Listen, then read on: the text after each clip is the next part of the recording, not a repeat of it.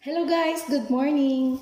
Nagluto po ako ng roasted chicken ala Chokes to Go kasi na-miss ko po yung Chokes to Go. So, nagluto po ako.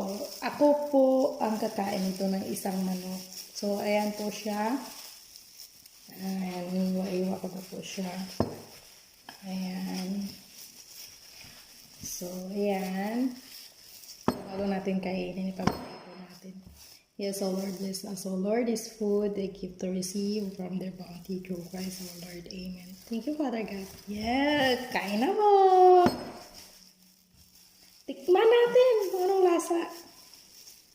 Wow. Wow. Wow. Mmm.